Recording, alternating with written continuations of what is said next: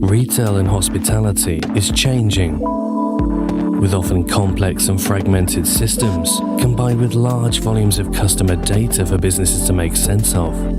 It's critical to work with the right partners in order to guarantee success. At Tratec Consulting, we help retail and hospitality businesses transform their technology, removing overly bloated processes and creating unified and efficient systems of working throughout. So don't just take our word for it. See for yourself. Tratec Consulting, the leaders in technology transformation across retail and hospitality.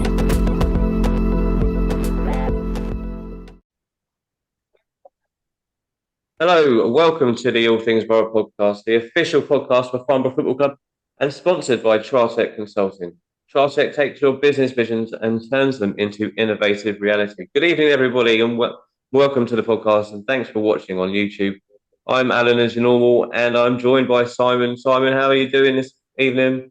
Thank you. I'm very well, thank you. Yeah, I got stuck on the M3 on the way home today, but other than that, okay.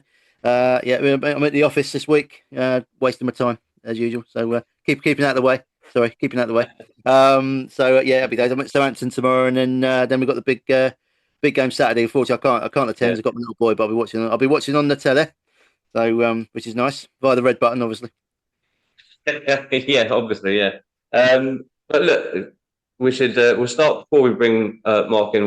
Well, he can get involved in this one as well. But we'll start off by talking about the tragic news of a young player, Billy Vigor, from who was at Chichester City, who was involved in an incident during a game. I think must have been over the weekend. Has sadly passed away. Come to his injuries and sadly passed away after being induced into a coma. It's sad news, isn't it, Simon? It's something that's not the first time this has happened, but it's not, thankfully, a regular occurrence for how this injury happened. Yeah, it is sad. It was last Tuesday evening, I believe it was. So just over a week ago. Right. I should also say we should introduce Mark Bowden, who's from Westbury this evening, to talk about things. We'll bring you in properly in a minute, Mark. Sorry about that. We forgot about you already. It's very sad. I think it was something to do with, I haven't done the full details, but it sounds to me like it was a tackle that he slid off the pitch and collided with a brick wall that was around the pitch. And obviously it's very similar circumstances to Alex Fletcher's injury a few years ago at Bath. Similar sort of situation there. And I know I've read Harvey Bradbury's tweet that he posted a few days after it, obviously with a little bit of sadness in his heart because he knew the guy. He said about banning brick walls around pitches, etc. But it's sometimes more difficult than it seems because you've got your ground and you have to deal with what you've got there, really. And you do your best to kind of alleviate all the possibilities of dangers like this, but you can't do the impossible sometimes. It's very sad. Condolences to him and his family and all his loved ones and the club. It's always very sad when someone young dies in sort of the prime of their lives, really. And as I said, condolences, really. What can you say? It's very heartbreaking. Yeah, so Mark, we'll bring you in, Mark, here at Westbury United, who we're facing on Saturday. But obviously, you've heard this news as well, and you're one of these clubs that are in the step 4. And you were saying off air that you've got a bit of brick wall around the pitch as well. And how do you feel about it all? Yeah, evening, gents. It's tragic, isn't it? I think it's unfortunately we do see it less and less, which is great. You know, you see these sort of a lot more teams going onto artificial surfaces, newer grounds, and obviously they have the kind of the metal fences, which is great. We're fortunate in some respect that we do have quite a bit of a gap between the edge of the pitch and the wall, which goes all the way around the pitch. But that's not to say, when players are running at a full pelt, that you're not going to have injuries. We're really fortunate, touch wood, so far. We haven't had anything, certainly in my time at the club and what we can remember. But, it's a balancing act the lower down you go, because you just don't have the funds to make a rebuild like that. And certainly from us, we're sort of a few seasons now in the Southern League, but that transition from step 5 to step 4 was a tough step anyway, in terms of the other stuff we had to do in the ground, fencing, sizes of changing rooms, etc. but the surrounds of the pitch, interestingly, isn't one of those things that's permitted, and that may be something that has to be looked at, because it's an avoidable thing, and it's such a tragedy. You don't need to see it, and if there's ways to avoid it, you'd hope that there's the sort of thing where FA grants or those sort of things could be used. Yeah. It's Is there mostly. something, Go on, sorry, mate. I was going to say, sorry. Is there something that you guys do, or tell the lads to try and avoid hitting the wall or something? I don't want to use the words to pull out of tackles or anything like that. But No, is there anything to be honest, we don't. I think, like I said, it's where we are. There is a decent gap. We're talking a good 6 feet plus between the edge of the pitch and the wall. So it's not like they're right on top of it. Even behind the goals, there's a decent gap. So it's nothing we've ever talked about. And I played at the club for 3 seasons, and actually, it's nothing you think about. On the pitch, because it's not that close. You're not conscious of it. There's other grounds where I've played where I think it was, one of them, Fairford Town springs to mind, where the kind of side wall of the clubhouse is almost, a good foot off the pitch, and actually, that you're really aware of that when you're down that side of the pitch. But for our place, like I said, we're lucky, but again, it is still, it is still a brick wall. Yeah, I think a lot of the rules regard FA rules, etc., and sort of ground gradings, etc., generally around the kind of the sort of the things off the pitch, like changing rooms and the seating and also the actual playing surface, aren't they? They're the sort of things that are considered. But yeah, things like sort of a clubhouse wall sort of next to the pitch is probably something that they might have to maybe look at possibly. Like I can see, I only bring it up because I can see there's going to be a bit of backlash, I think, towards it, and there might be some. They might have to bring some sort of legislation or rules in place to kind of maybe alleviate it again. Because, like I say, it's like unfortunately, it's like air traffic safety things when they only ever change anything when there's a crash of a plane, and they then look at it and think, oh, well, that's gone wrong, so we'll change it. But it's kind of like it sounds almost like you're doing something after the horse has bolted all the time. But unfortunately, that's just the nature of things sometimes, isn't it? Anyway. We'll move on. It's a somber start. Obviously, Sad news. That's sad news, obviously, and if they're going to do something to change it, then they have to offer some sort of funding to help these clubs to change these things. But we'll move on. Let's talk about you, and let's go through with where you've been and what you've done. How long have you been at Westbury? So it's probably my 5th season. So I initially came in as a player when the current managers, Lewis and Ricky, sort of dual management, if you like, both co-managers. They started. So that was sort of the year after COVID, if you like, and they took over with the club, and we were in the Western Prem at that point. So I came in, played that season. That season was curtailed because of COVID again. And then we were moved to the Hellenic Prem, and then we got promoted out of the Hellenic Prem from Step 4 into the Southern League. And then I played the first season in the Southern League, and then age caught up with me at 40, playing in goal. I was sort of knew that there was a need for a younger keeper to come in. So I sort of stepped down and played in Step 5 for sort of another season and a half, and then sort of pushing 42, was more than happy to then stop, and much to sort of my wife's delight, but I only stayed away for about 3 months, and then came back across to Westbury with Lewis and Ricky, as sort of initially as the goalkeeping coach, and then sort of over the last season, that's kind of that role's kind of developed to being sort of goalkeeping coach and first team coach. And now I'm also going through some of the emergency medical first aid training and that side of it as well, just so that, if I'm in the dugout and I can assist with those sorts of things as well, then, all the better. Yeah, that sounds lots of dual roles. So we were talking off air, weren't we, about sort of the non-league is very much made up of people who sort of multi-purpose individuals, and they can do all sorts of different roles around the clubs, all volunteers generally as well. So a lot of our fans obviously visiting Saturday. You sold a fair few tickets. Just give us an idea of what ticket sales have been like so far, what the ground capacity is, and Yeah, what the club's like.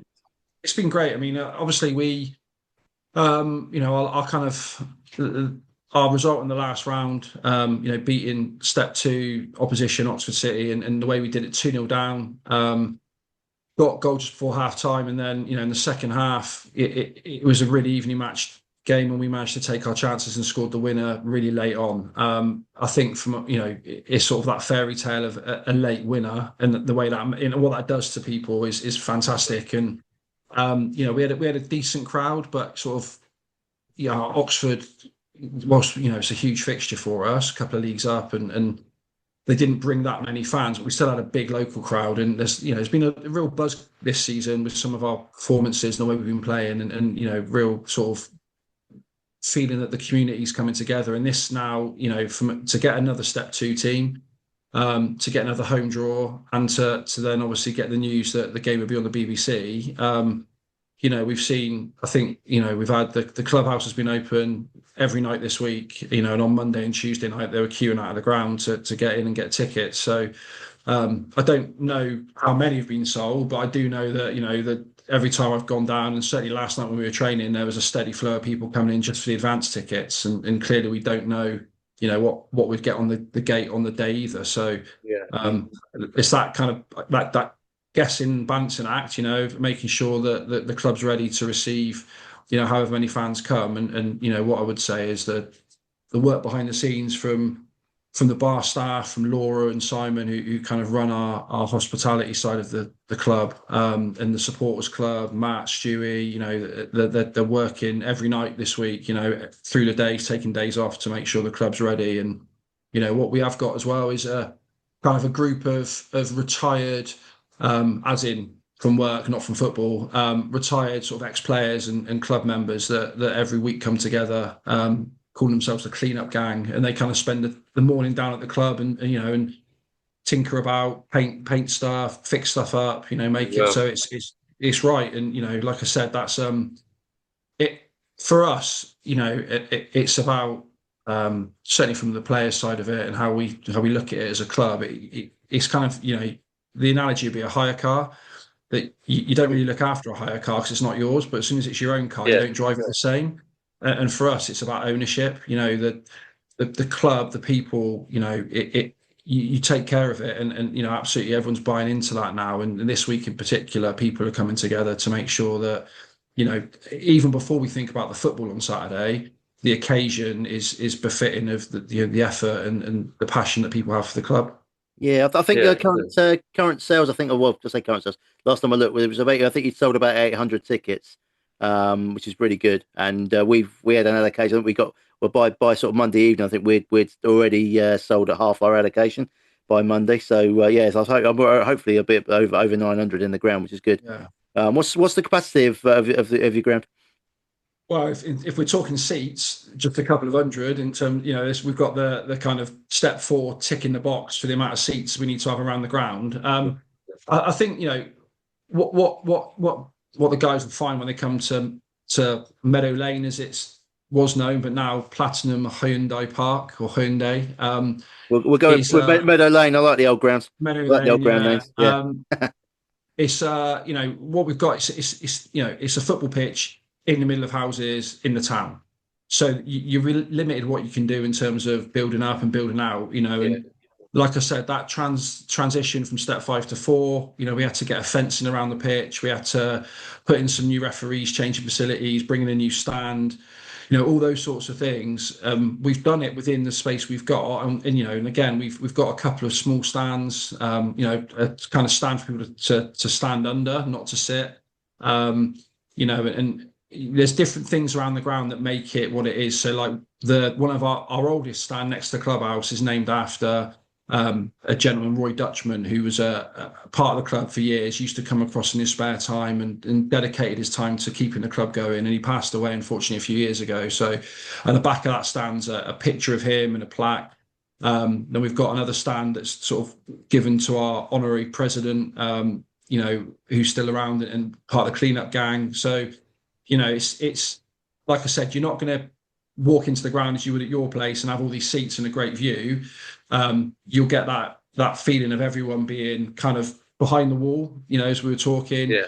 2 or 3 deep all the way around the pitch, with the ability to move around and see it from that angle. So I think from what your fans probably used to, it'd be a different match day experience. Well, But I think you might be surprised, Mark. To be fair, what we were used to, we've been yeah, to some proper old. Well, I'd say shit yeah, houses. I might be the wrong word, but yeah, we were at Hemel last weekend. I'll tell you that ground's literally like they've sort of plucked pieces of stand and yeah, just sort of popped them down, And there's a brick wall around that ground, and the pitch is terrible as well. So part of the ground is like well, quite short, and it's almost up to my shoulders, and where the pitch is. So it's a bit weird. But yeah, it's a funny old Yeah, a game. bit of a weird layout. And we were at we had Walton on Thames last year. We don't like to talk about that game. But we were there, and that's kind of very similar. Just sort of one decent sized stand, and the rest of it's just like standing and railings around. And yeah. Hayes and Yedden The a thing bit is, was it's slightly one of better, them. It's I think the thing is with it, it's like the ground hasn't changed from probably when my dad would have played there back in the day, and actually you kind of that in some ways is really valuable because it is you just feel that kind of that energy about the fact that it's got a lot of history, the club, and it's for us it's important when you do progress as a team as we have really rapidly. Really, I mean, it was only I'd say 6-7 years ago that we were probably rooted to the foot of step 6. So the transition we've had has been really quick, and testament to the work that Lewis and Ricky have put in, and the group we've had throughout that. Really, some of the players been on that journey, but the kind of the way that we've grown as a club is what we've done on the pitch as well. We've prioritised the right things. We've prioritised the surface. The playing surface is grass, and you won't find many better grass surfaces at this time of year than ours at the moment. How it's looking, but that's because people. But we've got one guy, Nick, who's the match day announcer, who is a character. He most opposition fans come and they talk quite lovingly about how he is and the way he speaks and the way he talks on a match day over the tannoy, etc. But he also does the pitch, and when we've got Boxing Day fixtures, he's down there on Christmas Day, brushing the pitch and stuff. You're not being paid, but just because that's what he does, and that's the kind of people we've got. Love for the club, though, isn't it? It's a love, yes, for the club, and he wants them to do well, and he wants to be part of that, and as do everyone else. It's that kind of that relationship that everyone has with the club, that you feel like you're part of something that's bigger than yourself. As some of our all parts, we're bigger than individuals, and that's the same for the playing squad. That's the same for everyone involved. And what we've done is certainly we've made the best of what we've got in terms of how we've done it and what the club is. The clubhouse is really small. It's basically a small bar and a skittle alley. Good West Country sport. And some seats, so it is small, but it's got a bit of atmosphere about it. Yeah. No, to tell you what, it sounds great. Actually. I think it's what sort of me and myself and Alan's Randy yourself really, a similar age to us. Our generation of sort of fans would expect from a sort of a qualifying round of the FA Cup. To be fair, I think a lot of fans want that kind of thing. They want to go to a small little ground, sort of cramped conditions maybe, and a bit open to the elements, that sort of thing. Standing up, praying it doesn't rain. That sort of thing. I think it's good. And like you say, as long as the pitch is good, by the sounds of it, it sounds really good. And we've had the same sort of thing as you have, Mark. At our ground, we've had our pitch relayed over the summer, and it's a really nice surface to play on. So if honestly, the better the surface, the better for our team. To be fair, because we do like to pass the ball, so when we can. Yeah, that's good. That's really really good. What's the burger and chips like? Yeah, really, food's really good. I mean, we've got I mentioned sort of Laura and Simon earlier. They came in a few seasons ago and have really sort of grabbed hold of the kind of hospitality side of the club, and the food that they put on, certainly for the players and the kind of staff after the game, is fantastic. And as I said, my oldest comes to every game, and he routinely pops up behind the dugout just after half time with his curry sauce, cheesy chips, burger, hot dog, whatever it is, and yeah, it always looks great. I'm not going to lie. So I think what we've looked at for Saturday, because of obviously the expectation that we'll have a large crowd, they're going to have 2 or 3 additional bars distributed around the ground. different banks of Portaloos put in, access to food, etc. So it's we're not going to have the normal kind of one tea hut and bar that we'd have on a normal match day. There's going to be a much bigger provision. And being at training last night, you could hear the guys in the clubhouse talking through the plans about how they were going to do it, and just the admin. We've seen today Stewie from the supporters club, taking his own van from work around to stock up on stuff for the bars, etc. So yeah, everyone's putting it together. Yeah, great. So that sounds like it sounds like it's a real operation going on for this tie. But look, let's go away from that a little bit. Let's talk about how your season's going so far. Obviously, you beat Yate Town over 2 games in the first round, and then you beat Oxford City in the last round. But how's the season going in general? Because you're in the Southern League Division 1 South, aren't you? Right. Yeah. No. I mean, really good. We've like I said, we've got a squad of players that really, I'd say half of the playing squad are players I played with. So we're talking back 3-4 years where they're a bit younger, but they were young lads then, and they're coming into their kind of mid-20s, mid to late 20s now. So we've got a good experience base, and again, like I said, it's really important for us and for Lewis and Ricky. It's that there's no egos in the dressing room, never has been. That it's the kind of the New Zealand All Blacks mantra, no dickheads, is what they say in their book about sweeping the sheds, etc. And that's really important, that people come in and they buy into what the group is. And, we haven't got the biggest budget. Last season there was a issue with money paid to the electricity board. We had to move grounds. Frome Town were very kind and allowed us to rent out their facilities to continue whilst they were in the Southern Prem last season. Players last season, there was a point where we had to say, look, there's no wages for players. If we need to keep this club going, supporters club came together. This feels very much, this cup run feels like the reward for that hard work and that perseverance last season. That's not to say that we think we're owed anything, absolutely not. And we worked hard, and last season, even towards the end, last few weeks, we were still potentially in the hunt for the playoffs. But over the summer, we've brought in 3 or 4 new additions to move some players on, kept the core, and we've started really well, to be honest. I mean, we've kind of, it feels like we haven't played a league game since last season, because we've literally played, I think our last 3-4 games are going to be the FA Cup, the way it's worked out, because we went out of the FA Trophy on penalties. So where we should have had a bounce game on the trophy, we had a game off. So, we've kind of gone FA Cup, replay FA Cup, and now FA Cup again.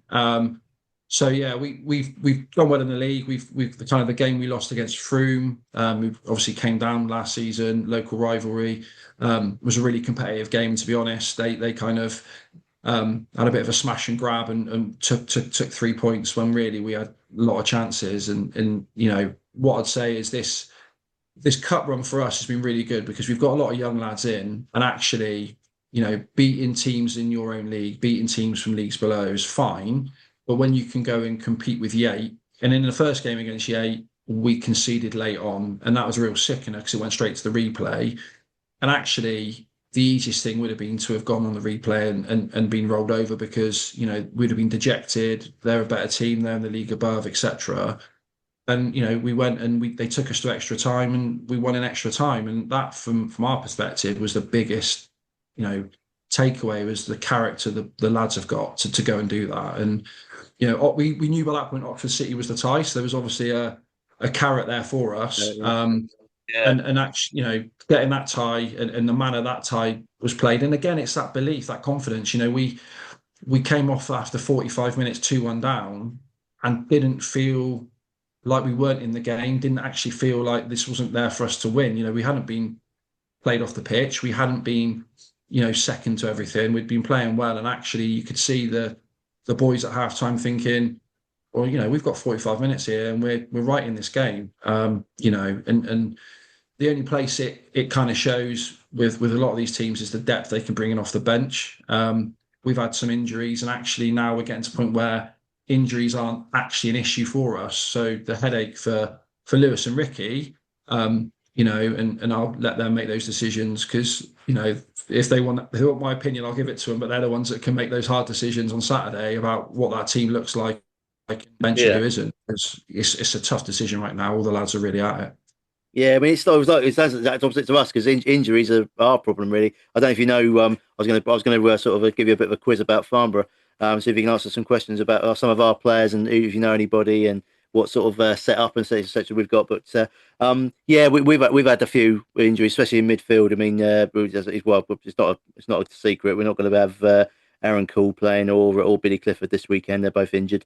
Both our two best central midfield players really. So we are quite young in the centre of the pitch at the minute. But we have bought a another player in recently from ex Dorking, Jack Young. He's the one I Really seen good that on the player. Twitter. He's the one that Yeah. the manager was thanking Mark White for the Yeah, recommendation. yeah, Yeah. that's right. Yeah, came up. Yeah. He was a good player. We played against us last year and was good. So and made his debut against Hemel last weekend and looked pretty good. He hasn't. I don't think he's had a lot of football this season. So he came off after about 70 odd minutes.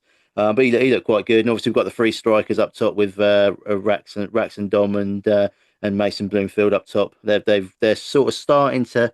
They didn't particularly gel, particularly when no one gelled really last Saturday. We were pretty poor, but they started to gel and score goals recently, so that bodes well for us. And obviously a bit of experience at the back as well with Jack Turner in goal, Ollie Robinson.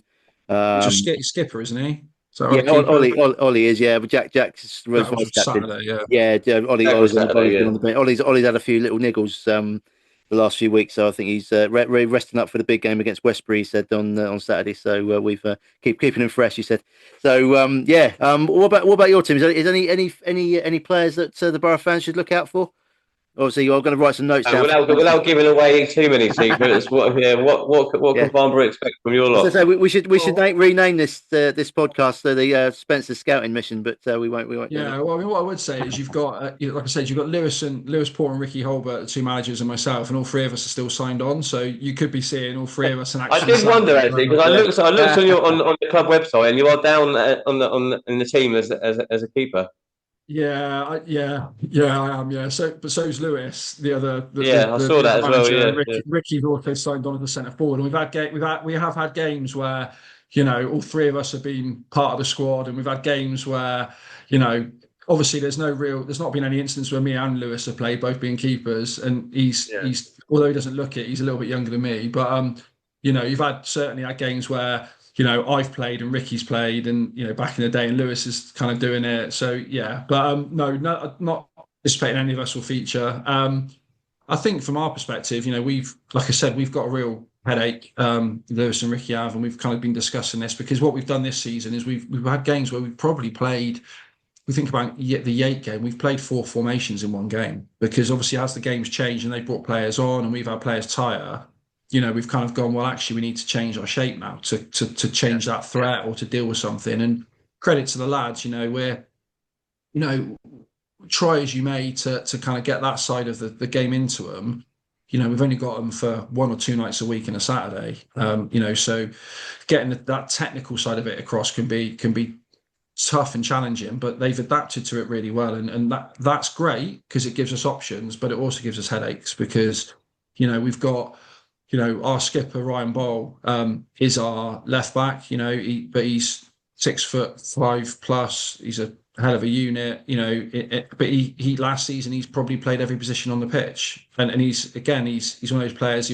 He's a guaranteed 7 out of 10, regardless of where you play him. Let alone if you play him in his best positions. So it's like I said, it's trying to look across that squad and see where you kind of go for one shape and that means something for one player, or you change the shape and that means something for someone else. We've had one of our main players last season, a lad called Will Taylor, was at Cardiff as a kid, and he's sort of signed for us from Froome in the Prem. And unfortunately, back in the last season, we kind of had a kind of 3-week run where literally every single central midfielder got injured. And him and guy Jake Hutchins are the two that are technically just ridiculous in terms of how they strike a ball and how they read the game, and they're the two that are still just coming back into fitness. And because we've got everyone else fit, we're not pushing them.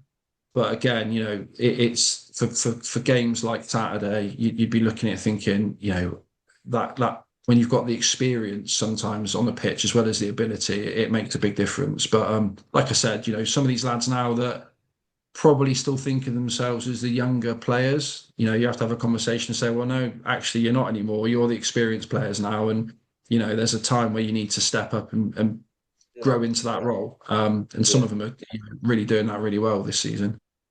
You don't feel tempted to get the gloves on for one more time this weekend? Absolutely not. No, like I said, I had a moment in my last season at nearly 42 where I was taking a goal kick, and I looked behind me, and a few of my mates were stood behind the goal with a cider, and I thought, what am I doing? What am I doing? I'm done. And at that point, I knew. I mean, to be fair, I'd gone as long as and I'd never kind of thought I would want to stop. But I like I said, I play vets now, and I play as a centre half, and it's so much more enjoyable. I've got no desire whatsoever to throw my face into people's feet. But then, my eldest Robson is a keeper, and I'm like I said, I'm still coaching the keepers at Westbury, still doing a bit with him, and but the thought when I watch it, my brain thinks, I could still do it, but take a few shots in training or in the warm up, and straight away I'm realizing just how far off it my brain is compared to my reactions these days. Yeah, I tell you what, you did right there. Me and Alan both played in a charity game in the last season. I tell you what, it was hard work. Not the guys, because I was injured. I had a gout attack the day before, so I could hardly move as well, which doesn't help. So plus I put on about 5 stones since I last played. So and then some probably. Well, is that it? You've been a bit generous there, Simon. It's the camera, isn't it? It makes me look thinner. Yeah, I've got it set up that way. Got the camera on the game at the game, it didn't. Yeah, I know what you mean. It is you get to a stage in life where you think, you know what, I'd rather be watching rather than playing. But it's you don't want to, you never want to retire too early, though, do you? Because once you go, that's it. It's the end. But so I noticed your fixtures have been you had a week off last week. Did you use that to sort of do a bit of training, just to give the guys a bit of a week off, or? So we had the boys in on Saturday morning. We had a sort of a good session on Saturday. I think for us it was just a good opportunity to kind of get and I think there's a fine line between training and when getting the group together and what you can do and doing too much. And actually just getting the boys together and being together and enjoying each other's company. So, we trained, we had a really good session last Saturday. Did kind of an hour of eye bleeding, as I like to call it, and made them get a good sweat on. And then we did some stuff on ball work, some stuff on set pieces. And I think most of them went out together and watched the lunchtime football, So I think one of the things that we've had ever since Lewis and Ricky took over, because again, I'm older than both of them, and I'm the oldest person involved in the playing staff and the team at 43 now. Ricky's late 30s, soon to be 40. Lewis has just turned 40. So we're kind of close enough as a group to, having played with all the other lads, the kind of the collective and the group mentality is huge. I say it quite often that no individual's bigger than the group, and it's all about what's the best thing for the collective, and that's a key thing to try to get into these lads for Saturday for any game, when some of you are going to be on the bench and you're going to be disappointed, but ultimately it's what's best for the group or best for the team, and that doesn't mean you haven't got a role to play. And the investment that the guys have got and the kind of ethos that Lewis and Ricky have put in is very much, we socialise together. There's a lot of socials, a lot of team meals, a lot of stuff with partners. So we make a real effort to make it a real family group. One player that's not going to be in the squad Saturday was our player of the year, supporters player of the year, ultras player of the year, goal of the year winner last season, Bevan Cross, who left us, went to Chippenham, and then was at Chippenham and then went to Yate on loan, played against us in the FA Cup for Yate. And hasn't had the best of starts in terms of the game time. And we've announced his re-signing for the club today again with Chippenham. So, brilliant. He's a fantastic player who, lit the team up and had a lot of interest during the summer. And indeed, when it was kind of made clear that he'd want to move on from Yate to play, which absolutely should, he had a lot of the local teams in his ear. Well, he wouldn't answer the phone, to be fair. But a lot of them, just trying to put them into their side, arguably with much better financial offers, etc. But he just wanted to come back to Westbury, and for us, that says enough, really, in terms of he wanted to play his football, he wanted to be back in the group, he wanted to be back in the environment. So that's testament to That's what what the guys have it just created. shows that it's not always about money. So I mean, he obviously believes in what you guys are doing and what you guys are trying to produce at the club, and he wants to be part of that again. But, I mean, thankfully, it's not all about money. It's one for me, and we early on we kind of had a thing where everyone got paid the same. And then money isn't an issue. Money there was obviously bonuses paid into the pot for the end of season, and every season the lads go away, and that's kind of a big thing again for the group. And again, now we've got players are on slightly more, slightly less, but nothing's extortionate. Nothing's like a huge difference, and I think that's really important because one, it stops you getting the kind of vultures of non-league football coming in for a payday and leaving because they're only interested in the money, they're not interested in anything else. And two, it means money's not a divisive issue in the changing rooms, which it can easily be. So bonuses aren't paid to individuals, they're paid to the group, all these sorts of things, to just try to keep it as something that doesn't just become an issue, because you see it too often. It's quite refreshing, Mark, isn't it? Because you hear a lot of stories. I mean, obviously at Chelmsford in our league, where they spent a lot of money on all sorts of players. They pinched our player, our player coach as well, Ricky Holmes. Funny enough, Ricky Holmes. In the summer, we also lost Reggie Young and Joe Haig. Obviously, we know they're being paid a lot more than what they were getting us, but also it's the lure of full-time football at our sort of level as well. And also another thing, it's not so much of a problem at sort of step 3, step 4 level like yourselves, but when you get to sort of step 2 and then you're pushing towards National League, it's kind of like there is a difference between. But I mean, every player wants to play full-time football. It's what you dream of as a kid, isn't it? You get a chance to play, even if it's only for a year. You just want to go and try and see if you can make it as a professional. You know what I mean? There's those sorts of things. But yeah, I mean, there's a lot of money. What I'm trying to say, there's a lot of money flying around in football, and it's quite refreshing. I will find it's a real keep your feet on the ground moment when you get to sort of step 4 level, and you've got a lot of volunteers around who are not being paid. You've got a lot of players who are sometimes not being paid as well, and sometimes only paid expenses to get to games, etc., etc. It's just and you can use that as a real kind of leveler and a way to build to team build as well, because there's none of that sort of fancy down attitude, as you said, no dickheads, that sort of attitude. It's really good. I think it is, and that's not to say there's not. There are some players in our league that are getting paid a ridiculous amount of money, but the problem is that they then think that that's their value, and because it's skewed, and that's what someone's prepared to pay them. They don't think they're worth that much money a week. Well, they're not. They're playing step 4. I think I always, as a footballer, whenever I had the opportunity to move higher, I moved higher because I wanted to play at the highest level possible with the best players. And I don't think, we've said, and I don't think anyone would ever hold it against someone to progress their ability as a player or to progress the stage they play on. And that's where you go, good luck to you. We hope you do well, because you want to be the best you can be. It's the players that try to play one off against the other for that extra bit of money. And like I said, I'm very fortunate to be involved in a setup where we've never entertained that. If a player's come and met with the managers and his first part of the conversation has been money, that player doesn't ever get signed because the wrong reasons are there. And when you've got to go, down to Mousehole or Falmouth on a Tuesday night and you're leaving at midday and you're getting back gone midnight, they're the players that can pick the phone up and go, oh, I've got a bit of a niggle or I can't get out of work. And yeah, exactly. Yeah, I mean, like I said, there's a lot of, like you say, you said about always trying to play higher levels, and at our level in step 2 in the south, we've had quite a lot of players who have actually gone down 1 or 2 levels because of the money they're offered, and so they've obviously gone for the money.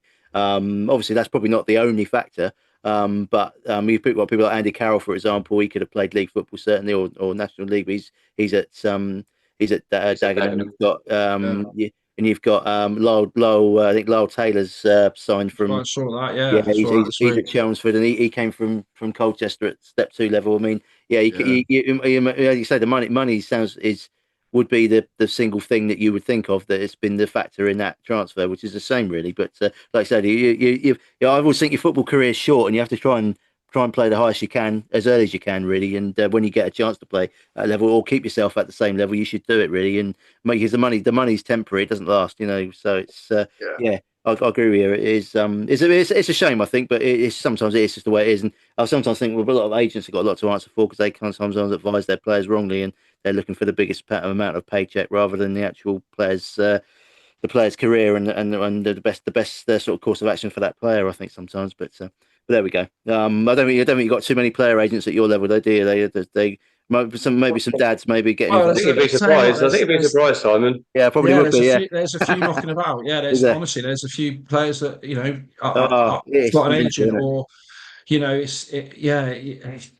It's mental, isn't it? I mean, God, it's mad. It's absolutely mad. But then, Yeah. some play, again, you're not going to begrudge someone if they're being offered an extortionate amount of money, and ultimately that it's something that's going to change their life on a daily basis. If someone's been absolutely, offered Dead right. X amount of £100 more, then sometimes they've got to say, well, this is the best thing for me and my family. So Yeah. it just it's the thing you don't like to see is when it just becomes a divisive issue to what it's supposed to be something to enjoy. Yeah, exactly. I mean, we've had our manager on a few times on our podcast, and he's always says about the money, and it's always we're not one of the clubs in the league with the highest budget, even though this season we've actually got the highest budget we've ever had playing staff wise.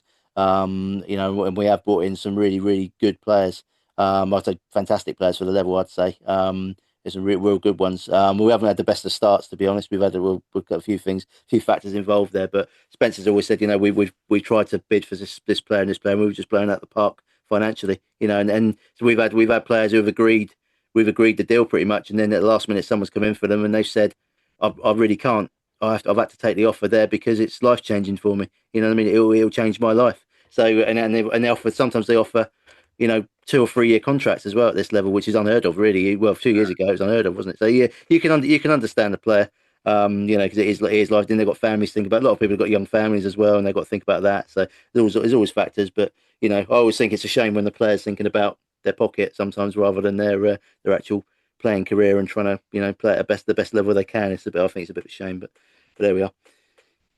So Off my So Mark, soapbox. with this FA Cup game tie coming up on Saturday, what's the mood amongst the lads, and how are they feeling? You've obviously had a training session this week. How are they all feeling? Are they confident? They must be confident, obviously, because winning brings nervous, terrified, losing sleep, nightmares. Not yet. No, I think it's one of them. It's almost so. One of the conversations we had straight away with the players when we found out that the game was going to be televised, which is huge, was that there's still a game of football being played here. Still 11 against 11. We're still playing a team that's 2 leagues above us, and the pressure isn't on us. The pressure's on you because ultimately the expectation is you'll win. So there's no pressure, but that's not to say there's not an expectation. So there may not be pressure externally, but we expect what we expect from the lads, and we know what their level is. So if we come off the pitch on Saturday and they've met the level and we've lost the game, then that's just football. We move on.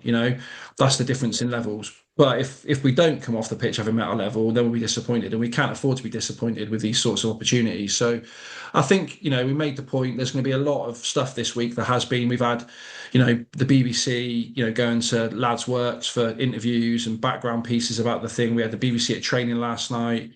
There's all that buzz. There's people suddenly coming up on their phones. All right, mate, how's it going? I'm going to come on Saturday. Can I get any tickets? And it's all going to come. And people that haven't been there have suddenly popped up, etc. And we kind of said you just need to stay humble, stay hungry, and know that ultimately there's an opportunity to win a game of football. There's going to be a lot of stuff on Saturday. The change to early kickoff is new, a 12:30 kickoff, so that's going to change routine. The crowd, that's from our perspective, a lot of our lads won't have played in front of this size crowd, so that's a new thing for them. How do they deal with that? How do they deal with the cameras, the emotion of the day? So for us, it's there's excitement, absolutely. there's nervousness, and there should be. If they weren't nervous, then there'd be a problem. That's good to some extent. But like we said to them at training last night, how can they manage that now to be ready at 12:30, not drained from the energy, not overstimulated from what's going on, and be ready to play football and show themselves in the best possible manner. And we'll see. Like I said, I'm a bit more of a people would say miserable, but I'd say realist in terms of I'm kind of never too high, never too low with anything. And after the last minute win of Saturday against Oxford City, we all, to be fair, I was on the pitch, we ran on the pitch. We came off and I turned around and Ricky had to take a seat against the wall because he thought he was going to pass out. Lewis was bent over the wall trying to catch his breath. And I was kind of the last one standing, trying to keep everyone calm for that last minute and a half. Yeah. Not because I don't care and not because I'm not passionate or emotional, but I just kind of seem to find that kind of middle ground most of the time. And again, even for me, Saturday, I'll be extremely proud, but just want to keep the boys focused on a game of football. I want them to, it's that balance. Enjoy the day, enjoy everything, because it's going to be amazing. But let's also try to win a game of football and not let that take over, I guess. Yeah, I'll agree with you. I think. Sorry, mate. I'll let you be in a sec. I think the same. So we're at the same excitement in our club. To be fair, it was the first time we've been on the BBC for a cup tie, and it's also it's the second time I think we've been on any kind of televised game, because we had the Wrexham game a few years ago. We ended up on SC4 Welsh TV. So it was like being in watching a Hungarian football Premier League. Yeah, Wrexham game now would be slightly different, wouldn't it? Yeah, it would. Yeah, well, we jumped so in. It was just at the start of the revolution there, really, and they just started picking.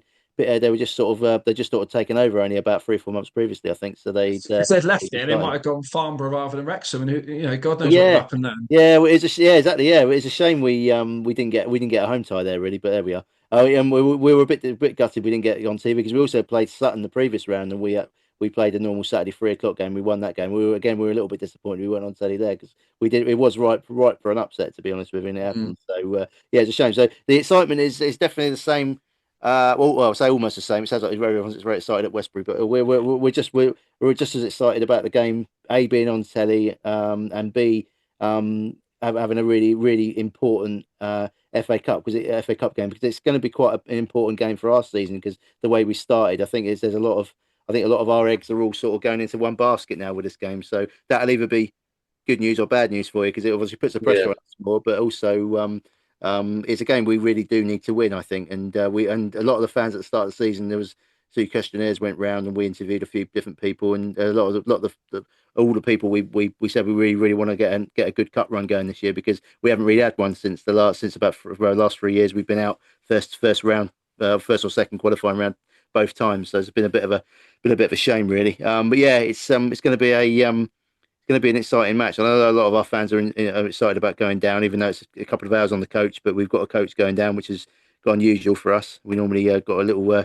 supporters minibus, and everyone sort of makes their own way there. But everyone's on the coach, which would be quite nice. So it's really exciting. I'm looking forward to watching the game on the telly. So I'm going to hopefully keep my little boy in a separate room, tied up, so he doesn't get in my way. But it's going to be really good. It's one of them, and it's like we were kind of looking at it, and the TV thing is, bad, really. Let's be honest, it's mad. Like we of all the games, we've got the nod, both our and it's fantastic, So, that's brilliant, and that's bringing a certain different buzz, which I don't think anyone's really taken on yet till they get there and take it in. Yeah, I did when it was announced. I was like, oh, fantastic! We're actually on TV, and I knew it'd be on the red buttons. A lot of people think, oh, it's on telly. Oh, it'd be on Channel 1. No, it's not. It's on the red button.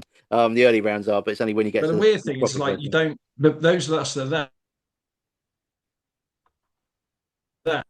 Because we're playing or we're involved, so we're not actually going to see what that's like and watching it. But it's that balance for the fans. I think is brilliant. A lot of our we've got kind of this sort of ultras, these young lads that follow us everywhere, flags, and it's fantastic for the lads. They love it, and after we beat Oxford, they all come bursting into changing rooms and stuff, and they were kind of saying, oh, we want an away tie, we want a big away day on the coach, etc. And you know, for fans, a cup run to go to places like, you know, to come to Westbury, or for the other clubs to go out somewhere and see something different. And, you know, that's kind of nice to just the routine drumbeat of the Yeah. league, same You know what? ground, same I people. actually think, Mark, you've actually had a result getting a home tie with. I think the game as it is now, I think it's a perfect time. I think if you ever get an away tie the next round, because that's when the sort of big National League teams come in. That's when I think you want a really nice away game. You could get like someone like I can't think who's in there. But Aldershot, for example, would be a really good away game for you. Shot, As yeah.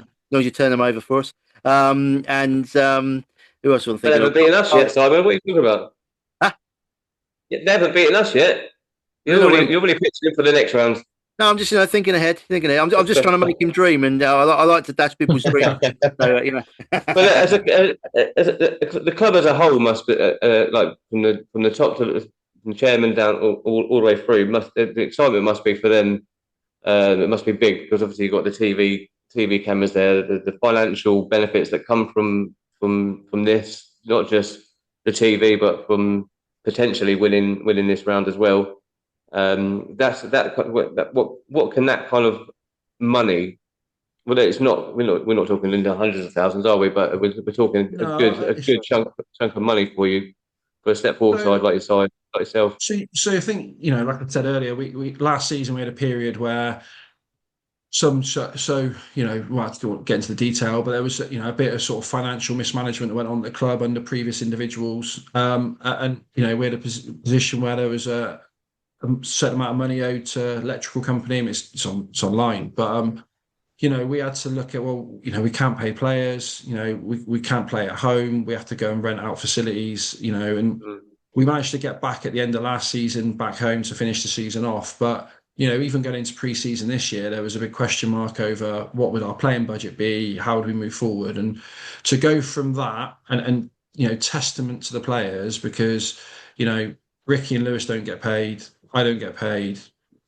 As a player, there's an expectation, but also no one's going to come in and go, we'd like to take you to our club as the goalkeeper coach, here's a load of money. But the players are going to get people on the phone going, come and play for us, here's your money. And they stuck with us. They no travel expenses, they paid for free, and now we've got this cup run. And actually, from the players' perspective, what's been great is, whilst they know there's prize money, whilst they know there is, you know, gate receipts and bar money and all this, which is great, none of the players have started asking for more. None of the players have said, well, what do we get out of this?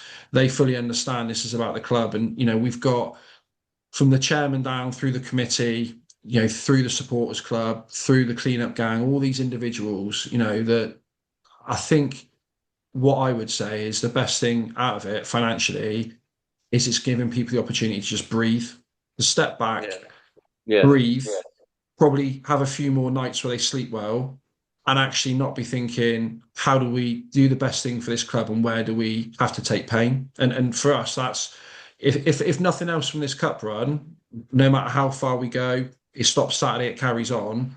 If we've got the ability to just take the pressure off the people at the club and you know, and just continue to grow as a club as we have been without that nagging pressure behind, and that's going to be fantastic for us. Yeah, you did No, right, Mark. Yeah, absolutely. you well said. It literally is that, isn't it? Because all clubs are run on pretty much shoestrings, volunteers. You know, so a lot is not there isn't many clubs if you take the as a percentage of the whole network of clubs that are making any money, if at all. They run at a loss, or they're looking for a benefactor to kind of keep propped up every year. And a lot of clubs at the step four level are sort of robbing Peter to pay Paul all the time just to complete fixtures. And I mean, for us, it's this cup run. Hopefully it continues after Saturday and we get into at least the first round would be lovely, but maybe another TV game that'd be even better. But if we do that, then it just enables us to, like you say, breathe, and it also enables us to keep the current playing staff together. Because if we don't have a good cut run, you can see the team possibly breaking up. Some players might leave because there's the budget's tight, or they have to maybe lose a player here and there. And obviously we've got some, you're not relying on sort of crowdfunding or our directors putting money in again. They can sort of say, oh, that we can breathe at least till sort of Christmas, January now, and we can just enjoy the football we're watching rather than thinking about other stuff. Yeah, absolutely. And if it, again, it's that kind of success breeds interest as well. So, if we get a big crowd Saturday, which looks like it's going to be, and and a proportion of those people think, do you know what, I'm going to come back when we're playing, Absolutely. Milestone at home in February or whatever, and we start to get Yeah. more people in, and like we're trying to the ties the club has with the youth clubs around to bring mascots in, all this sort of thing. If from this cup run and this interest from people, it continues and people become fans and they want to invest more time, then again, that's something that's wasn't there before, Yeah. and it just grows us, as a community. Exactly. Yeah. You've won either way. Do you know what I mean? If you Yeah, get that extended interest as well. yeah, It's- absolutely. I mean, as long as the main focus being the Yeah. 90 minutes on Saturday, but yeah, Yeah. yeah. You do have, it's great. The TV, as opposed to the sort of the financial reward of it, but also it does give your club a platform, and it does highlight. It show you're highlighted now as a club, and you will no doubt you'll get fans that say, oh, I've watched that game on telly. I want to go down and have a look at the ground. yeah. The ground that And I think lovely, we've got, this week that the supporters club worked really hard in terms of, some of the opportunities for some of the sponsor boards to be taken up that were, where there was gaps or there was ones that could be updated, etc. So Yeah, even those brilliant. sorts of things is great. And, again, it's that coverage where certainly, we've got, especially being a 12:30 kickoff, there's a lot of ground hoppers that are thinking, well, I can go to Westbury at 12:30 and I can catch Yeah. the 3 o'clock at X, Y, and Z. And Yeah, again, brilliant. a lot of Yeah. them on social media have got huge followings from the platforms and their X accounts and Instagram and TikTok and all this. So, again, it's it grows it, and hopefully it'll grow it for Yeah. both our clubs on Saturday for the right reasons. Yeah, and I'm sure Yeah. on the back of this podcast as well, you'll get hundreds of thousands of new followers, etc. So we're well, we are a worldwide following on our podcast. So we got one, Well, I wouldn't say worldwide. well, and we got one in the USA, Farnborough wide. one in the USA. Oh, no, that's your cousin. She don't count, does she? But No. yeah. Yeah. So Look, anything look, else you want to add, Mark, at all before we finish? Oh, no, it's been really enjoyable to chat to you both, and I think it's like I said, it's a great occasion for everyone. And I think the expectation for Saturday for those coming to Meadow Lane should be that they're going to come to a proper football club, with proper football people that are investing their time in there, and hopefully that will come through. That there's no egos at the club. It's about the community and the club and the football, and hopefully, as I said, it is a good surface. Your kind of comment about it being a great surface for you, so we'll probably get down there tomorrow night with the spades and the shovels and put some ditches into it. dig a few holes. Yeah, we'll have to play a bit more direct, Spencer. I think. Yeah. Yeah. And also, it's a lovely part of the world down that way as well, isn't it? So, which is always a bonus. So, I mean, I'm biased, but yeah, it's beautiful down here, and there's some where we are, but sort of on the sort of chalk hills of Salisbury Plain between Bath, Bristol, Salisbury. It's a lovely area. But I would say that being a local boy. To be fair, it's not a patch on Farnborough Town Centre. To be fair, on a Saturday afternoon, I'll tell you that. It's No, I'm familiar. I'm familiar with Farnborough, so yeah, no, it's Yeah. the being able to go to Visit. Nando's and do Morrison's at the same time is fantastic. Yeah, exactly. You got a wimpy on the corner and all, so we can't say fairer than that, can you? Yeah. Look, don't go away. We'll have a little chat when we come off there. But thanks for coming on and chatting to us about your wonderful club. It's been really great. Good luck for Saturday. Hopefully not too much luck. But yeah, no, Simon, you got anything to say before we? Yeah, thanks very much. Thanks for coming on, Mark. It's been really good to talk to you, and also get a feel for the club. And I'm just a bit gutted really now that I wasn't going. I wasn't actually that fussed until I spoke to you. After I might have to cancel my childcare arrangements and come down. But it's been really good to talk to you. Thanks for coming on again. And as Alan said, I won't wish you good luck, but best of British for the future, shall we say? But after Saturday. Perfect. Yeah, no problems. Thanks, gents.